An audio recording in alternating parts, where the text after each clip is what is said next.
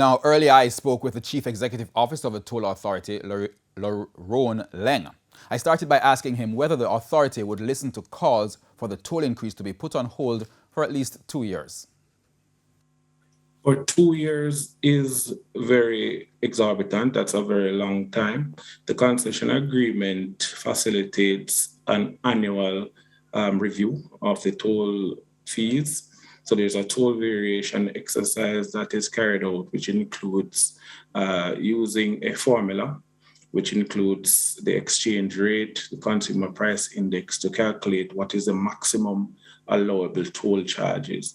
But most of the time, the maximum chargeable is not charged by the operators because they themselves are cognizant of the fact that there are implications in terms of usership if the toll is too high.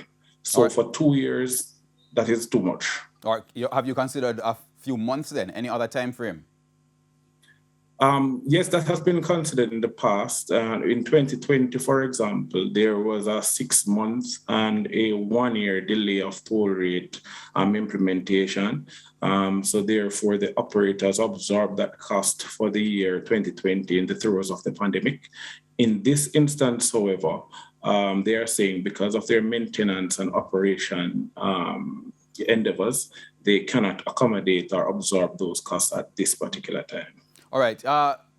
You have proposed increases of up to 26%. Some may describe that as unconscionable, given that it's above current inflation rates. I mean, worst case scenario, the BOJ is projecting at worst 15% inflation for June this year. How do you respond to that?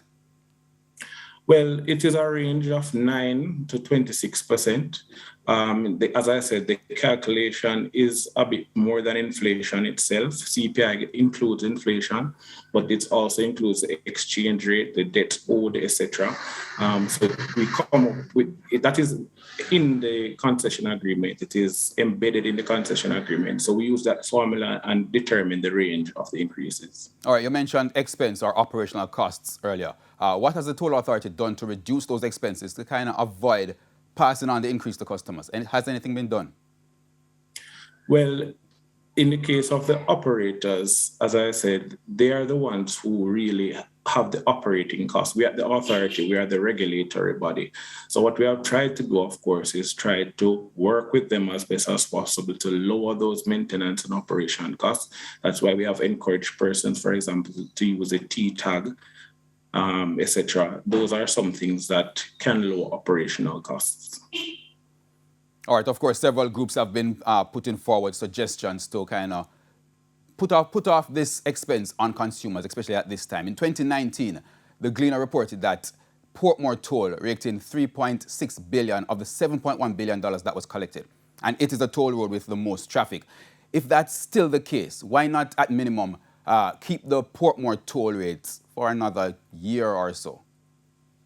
Well, as I said, it is a process of review, and the operators, according to the concession agreement, are entitled to a review. So we're going through the review process now, and we're taking feedback from the public now. The final submissions will be collated at the end of tomorrow, submitted to the Minister of Transport and Mining, who will, of course, make the final determination. But all these things are being looked at and have been looked at. So we might see some adjustment, might. There's a possibility, yes. That is why we encourage the public to wait until the final publication, because what you're seeing now, especially in the case of North-South, is a capped rate and not the actual rate that is being charged. And in the case of East-West, the capped rate is much higher than what they're actually charging. So we may see some variation when the final notice is published. Okay, we have to leave it there. Thank you very much. Chief Executive Officer of the Toll Authority, Lerone Leng.